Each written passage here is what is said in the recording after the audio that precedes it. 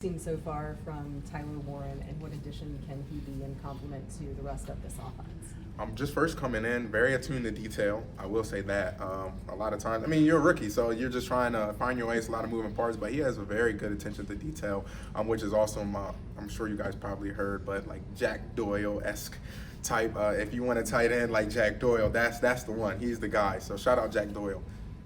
JT, I know you're very meticulous about your preparation in the offseason and whatever. So how'd you kind of handle this offseason? I mean, it's only May, but coming into offseason workouts, how did you kind of prepare yourself, and how will that contribute maybe to good health and all that? Number one is starting from the ground up. I know a lot of times people try to like restore the body, but there's a lot of things that you can do starting from your feet.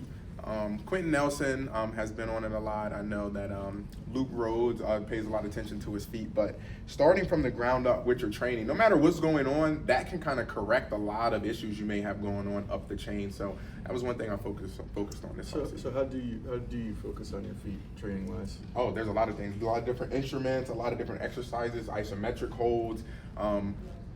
What else? Barefoot walking, of course. But you probably already know that. I don't know if I've mentioned barefoot walking already, but that's for sure. One thing, that's a big thing, barefoot. So how often are you barefoot? Anytime I can. Like right now, I just came off the field, so no. But like after this, yeah, barefoot. But then, okay, I'll put my shoes on and go home, right, and then barefoot. Okay, maybe I'm stupid, but how does that help? It's just that if you look at the shape of all you guys' shoes, that's not the normal pattern of a foot. Like, I know if you've ever seen guys' toes, they kind of like go in. You're supposed to naturally have your toes spread out. So it's like modern day shoe wear almost inhibits that, which is crazy because now everybody wants nice shoes, but it's kind of doing damage to you. JT, the years you've been here, you know that players come and go, but you have to move on. You lose Ryan Kelly, you lose Will Wright. How long, you can't really dwell on that, you just have to move on?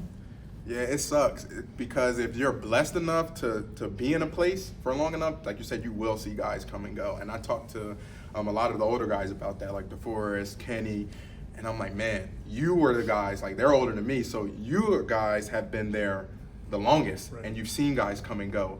And I'm always asking them questions. The guys who left, what did they do? Or the guys who stayed, what have they shown? Like, why did they stay? And it sucks because you build those relationships, you know, every single year, and you know the team is never going to be the same each and every single year. But one thing you can do is appreciate that time, take what they've taught you, and then continue to use that going forward. But then move on because you're going to have a new right guard, you're going to need a new center. That's just the life of the NFL.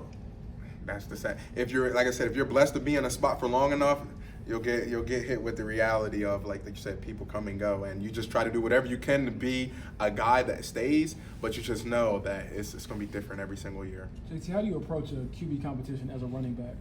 Well, number one, I think, like similar to last year, I mean, this was more injuries, but we had guys kind of in and out the offensive line.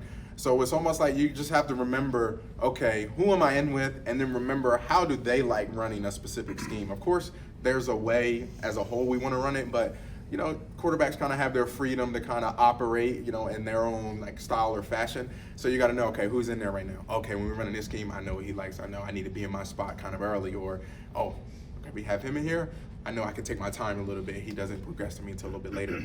So I think those type things, and I started kind of trying to figure that out with Phillip Rivers, just because, I mean, Phillip Rivers is a legend. So I'm like, hey, the elite backs you've played with, what did they do that made you comfortable and allowed you to do your job easier? So ever since then, I've been trying to just pick up little cues from different quarterbacks, whoever my quarterback is, to understand, like, I just want to be the best player for them, because at the end of the day, if the guy, you know, at the helm is comfortable, you got a really great chance of winning. Has that process started with Daniel Jones at all? Did you know him just being from the New Jersey area? No, so I didn't know him, but like I said, first impression, first time seeing him, came up to me, introduced himself, but as like I said, I've seen some clips of him, and I saw he was kind of athletic, but then now seeing him in person, I'm like, oh, okay, he can kind of move.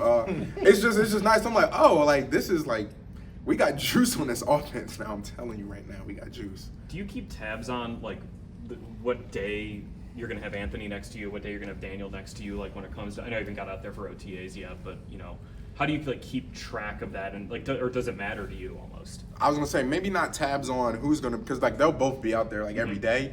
it's just a matter of like when you're in the huddle, you know, just double check like, okay, this is what I'm in with. And then you hear the scheme that we have called up to kind of understand like, okay, this is how he likes to kind of run this scheme, or this is what he likes the running back to do, running this scheme. But not like every single day. It's just, you know, keeping tabs of who's in here. You know, you look over to your shoulder a little bit.